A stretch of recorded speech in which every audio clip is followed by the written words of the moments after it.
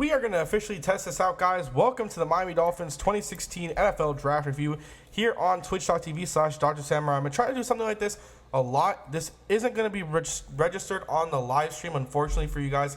This will only be on video because my Elgato S isn't too amazing, to be perfectly honest with you. So, unfortunately, it will not register on the live stream. So, if you're watching the live stream, click off.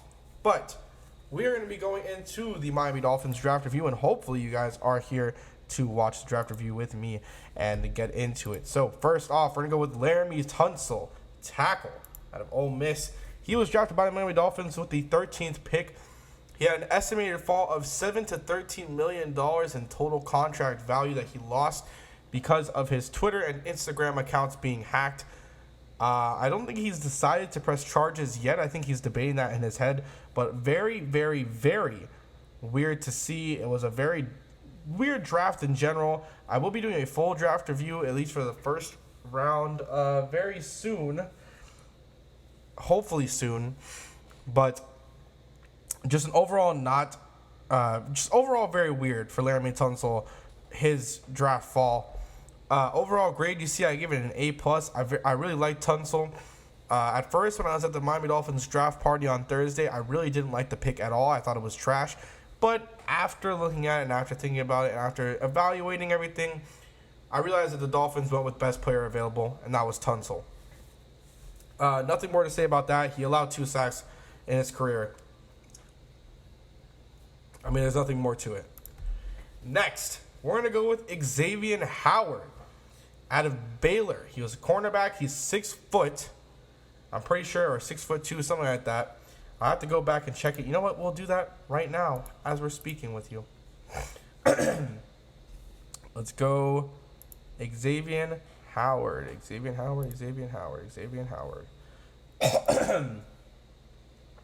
I have some shit in my throat. Xavier Howard, wherefore art thou? All right, here we go. Xavier Howard is 6'2", 200 pounds, and he was from Baylor. I really liked Xavier Howard. I had a feeling that he would be good for us. I didn't know a lot about him before the draft, I'll be perfectly honest with you. Up until we drafted him, I hadn't seen much of him. I saw a couple of things here and there, but I do really like this pick. I first originally thought that we should have traded up for Jalen Smith or Myles Jack. Now, I know using a second-round pick on Jalen Smith without knowing a lot about his injury history, at least with his knee, would have been very risky. But I personally think Jalen Smith is the best player out of this draft. By far, if he wasn't injured, I think that the Titans would have stayed 1, and he would have gone 1 or 2. And the same with Myles Jack. They would have been the top 3 picks, Jack, Jalen Smith, and Tunsil. I think the quarterbacks that were picked with Goff and Wentz, I think they are complete busts. To be honest with you, I don't really want to say that very much, but I do think that they are very complete busts. And I just overall don't agree with the picks at all there at 1 and 2 for Goff and Wentz. But when we come to Xavier Howard, so let's look a little bit at his stats. When you're looking at his stats, Xavier Howard had 84 solo tackles, 98 total, 1.5 sacks, 5.5 tackles for loss, 10 interceptions, 1 fumble recovery, and 1 forced fumble in his career at Baylor. He also had 23 pass defense, and that's the major thing for me. I don't care if you've had 10 interceptions in your 3-year career. Have you defended the pass? And with 23 pass defense, I really liked it. After looking at his stats and reviewing his tape, I didn't hate it at all, which was very good for me because I tend to not really like picks. Last year, I liked our first-round pick in Devontae Parker, didn't like Jamil Douglas. I liked Ajayi. I liked everything else like that. I liked Cedric Thompson, who we lost to the Patriots, but besides that, I felt like everything was pretty okay, pretty average. And a guy to look out for, guys, as well, to be in that nickel cornerback position is Bobby McCain. As you see, Jamar Taylor was traded yesterday to the Browns for a 7th-round draft pick to pick a guy that we'll go and review. He's our 8th pick that we have to review.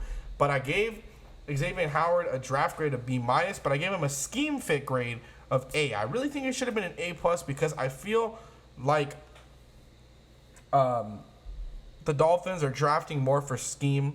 You saw Greer in his press conference after he picked Xavier Howard. A lot of people were like, Xavier Howard, who's that? But he called him an alpha. And if you go back to the days of Joe Philbin and the days of the horrible coaching staff that we had, Kevin Coyle, Bill Lazor, etc., etc. I mean, I don't even have to go on with the list. You know that we haven't picked by scheme, and we've denied alphas in our locker room, which is not something that you want to do. I mean, you need a couple alphas in your locker room who are going to come here and be like, listen, I want to be the best, and I'm going to do everything it takes to be the best. And that's what he sees in Xavier Howard. That's what he said Xavier Howard resembles. And he fits Vance Joseph's scheme. Vance Joseph wants tall, physical corners. You saw that with us trading for Byron Maxwell and Kiko Alonso, who I should have just technically added as the 9th and 10th picks. Because when you really think about it, in the deal that we got with the Eagles, they got Carson Wentz. Yeah, you know what? That's fine for them. But they also traded away a lot of their picks. Technically, if you want to look at it, we got Kiko Alonso, Byron Maxwell, and Laramie Tunsil. 3 starters with 1 trade. I mean, absolutely mind-blowing, and I think it's a very good draft for us. Very good trade, and I think it fell out to be a very good draft for us as well. But with Vance Joseph, he gets that tall physical corner in Xavier Howard. If you haven't seen any of his clips, his tape at all, I highly suggest that you go look at it.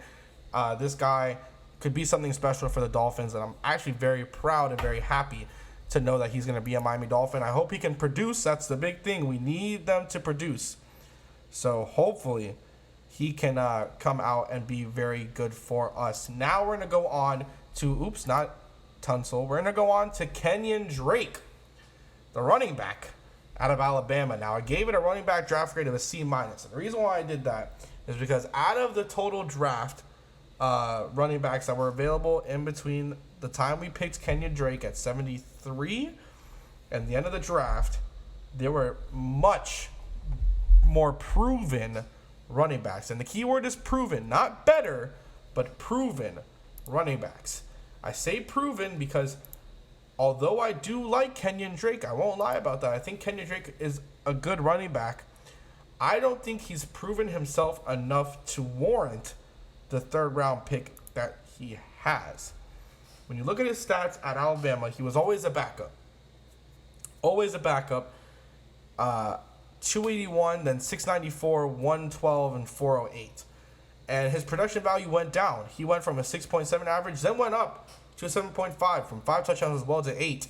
Then after that, he went down to a 5.1 average, 4 touchdowns. Then last year, he had a 5.3 average and 1 touchdown. And in college, it is so easy for running backs to get touchdowns. Jay Ajayi in his last year at Boise State, I think he had like 30-something. I mean, it is easy to get touchdowns. I feel like Kenyon Drake will be very good. We did draft him at 73, so I was right about that. Pretty happy that I was right about that pick. But I think that they just need I think Kenyon Drake's going to be very good for us. Don't get me wrong, but I don't think he warranted the 3rd round pick that we drafted him at. I would have personally really liked Paul Perkins out of UCLA, but that's just my preference. I feel like he could have been a very good back for us. Now let's look, actually at Jay Ajayi. I'm going to take a second to see if I was right about Jay Ajayi's stats here. I'm probably wrong, but let's take a look and see. We're trying to go to his college career. We'll look at his college career at Boise State. We drafted him 149 last year. You know who got drafted at 149 this year? Paul Perkins, who I really liked out of UCLA. So his college career, Jay Ajayi, I think it might have been 23, not 30. Oh, excuse me, it was 28. In Jay Ajayi's last year, he had 347 attempts, 1,800 yards, 5.3 average. Now, of course, 5.3 average is a little scary. But he had 28 touchdowns at Boise State. Like, that's all I have to say on that. Really, that is all I have to say.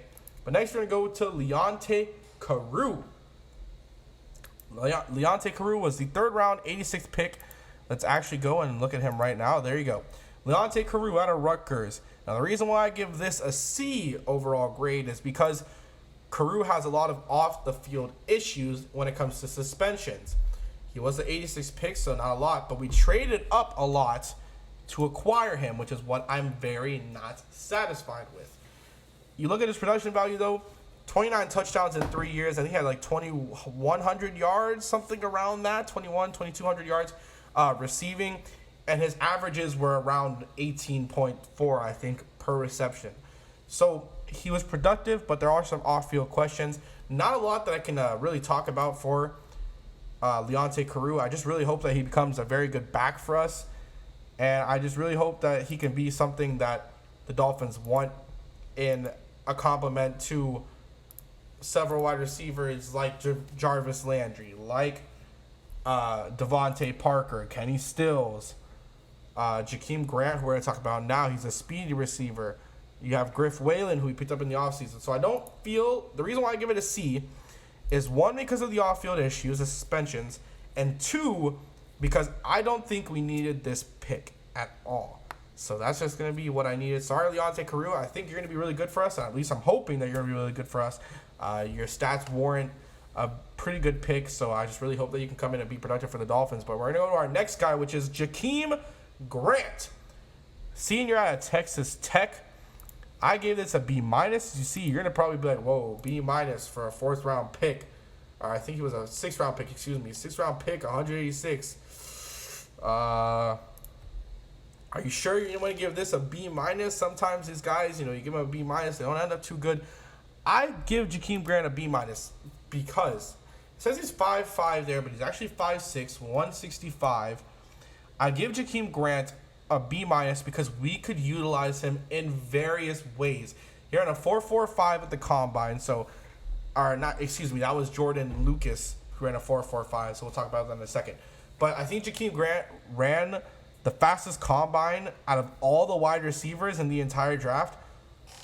All of the wide receivers in the entire NFL draft, he ran the fastest. So you could utilize him at running back. You can utilize him at wide receiver. He's 5'6", so obviously he's not going to be one of those guys who's going to go up and get it.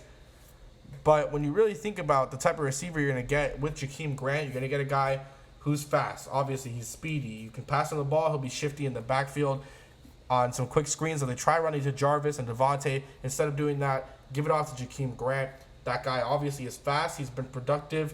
In his college career, he had 27 touchdowns in total. 27 touchdowns in total.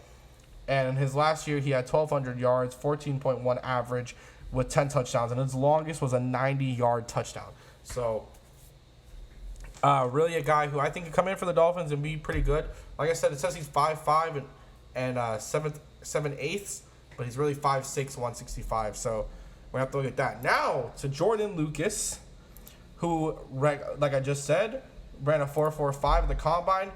A lot of people are wondering what he's going to be for us. I end up thinking he's going to be a safety, maybe a DB. We drafted him in the 6th round, 204. When I say DB, I mean corner. It really all depends.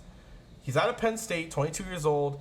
I think he can be very good for us, but I think they're going to need to develop him. Last year you saw with Cedric Thompson, we didn't develop him, stayed on the practice squad all year, got taken away from us.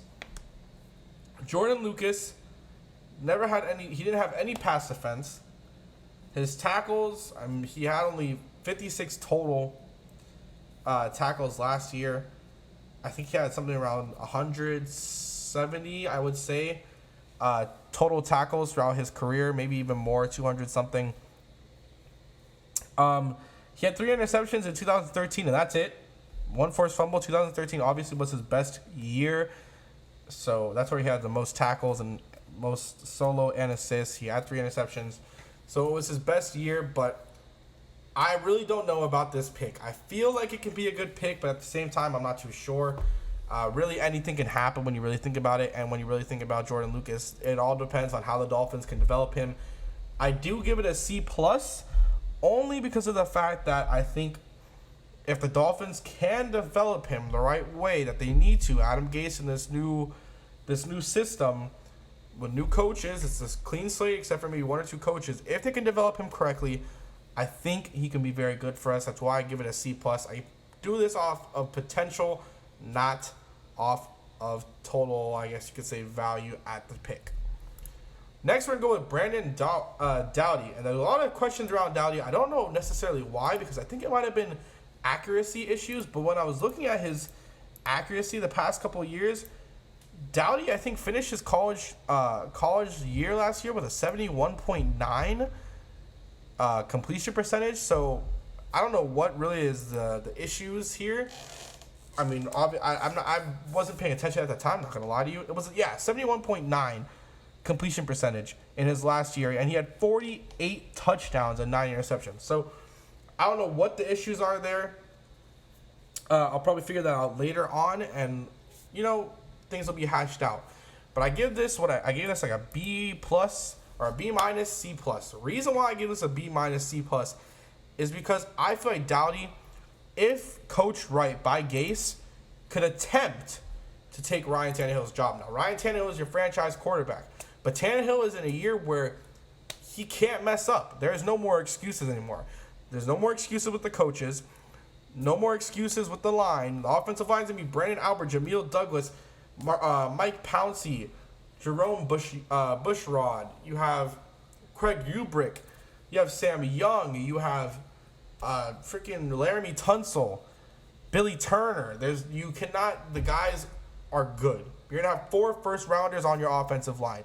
There are no excuses anymore for Ryan Tannehill. So if this year he doesn't do good, if Brandon can show us he can stay on this roster, if he shows in the preseason, hey, I'm a number 2 or even a number 1 quarterback, you sign him to that 53-man roster and you make the decision that he's going to be the guy if Tannehill doesn't have a good year. You trade Tannehill away, even release him, anything you can do, but you really have to think about it and see how you're really going to evaluate from that point on. That's why I gave it a C plus B minus pick. If the Dolphins can make him good, or not, I guess you could say good, but if they can fix any issues that there are with Brandon Doughty and he can show and prove that he's a good quarterback in the NFL and Tannehill has a bad year, that's why I'd give it a B minus, because then he can come in and step up for Tannehill and Dolphins will be perfectly fine. They'll just be next man up mentality, but he'll have to beat Matt Moore and Logan Thomas out, so it'll be interesting there. Next pick, which is one of my favorite picks here, which is Thomas Duarte out of UCLA. He doesn't have a defined position yet. I don't think they've defined whether he's going to play tight end or wide receiver yet. But I give it a need grade of a C minus. You do have Dion Lewis and Jordan Cameron. Dion Lewis hasn't proven himself a lot. He didn't have a great year last year. Neither with Jordan Cameron, but you're both paying them at least decent money. But going into a contract year for both, especially Jordan Cameron, if he can learn how to be a great tight end, Pro Bowl tight end, because Jordan Cameron's a Pro Bowl tight end. Don't get anything mixed up. Jordan Cameron's still a really good tight end in the NFL, and he's getting paid that way. And I believe that he's still a good tight end. But if he can be taught how to play, let's say you don't want to sign Jordan Cameron to another deal, and Thomas Duarte shows he can be great for you, he warrants the B plus A minus draft grade, which I give to him because he wasn't bad at all at UCLA. So you really have to think, hey, is this the guy that we want to draft? And he's a 7th round draft pick. He's one of my favorite tight ends out of the draft, actually. So it's really nice to see him go to the Dolphins in the 7th round. So that's really interesting there.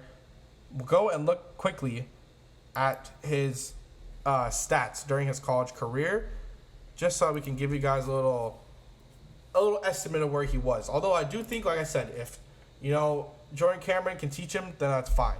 His first 2 years, he was productive. Wasn't amazing, but he was productive. This year, 53 receptions, 872 yards, 16.5 average. I think throughout his 3 years, he'll have an average of maybe 14.5. I'm just going to estimate there.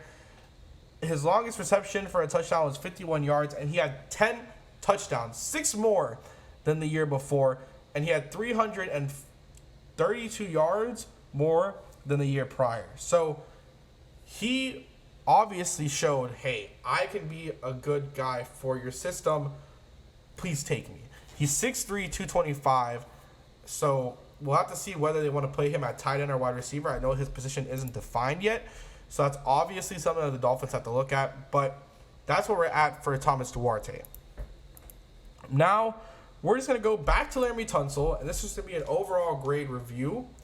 I know it says right there in the top, or well, I guess you could say top right corner that it says draft grade A+ for Tunsil, but we're really just going to go, we're not going to base it off of that. Overall, I give the Dolphins a solid B minus. If you're gonna go on a grade scale, I'd give them an 80% on their draft. I feel like they did very well in terms of evaluating the prospects that they could take, and I feel like they did a good job taking them. I don't approve of some of the things they didn't do, which is drafting up for players that they did actually, or not drafting up for players in terms of Jalen Smith and Miles Jack, and giving up picks that they shouldn't have given up. We do have the compensatory picks next year, so it's not a horrible thing to do, but they really should have focused on a little more things than that. But overall, I feel like they had a pretty decent draft. I'm not mad at it at all. Last year, I didn't like the draft at all besides Bobby McCain and Devontae Parker. So it's really going to all depend on how the Dolphins can do this year and how they can make their team, how they can mold it into. Adam Gase is coming in with his new offense. You have Vance Joseph. I mean, out of what we're hearing, Vance Joseph's team is going to get at the quarterback. They're going to be athletic, physical DBs. So we're just really hoping for the best here down in Miami. I hope you guys really did enjoy. It might not be the longest video ever in terms of draft review. I will be doing a full 32-round draft review soon, or 32 picks of the first round review soon for you guys. Like I said, I hope you enjoyed. I will see you guys next time. Go Dolphins.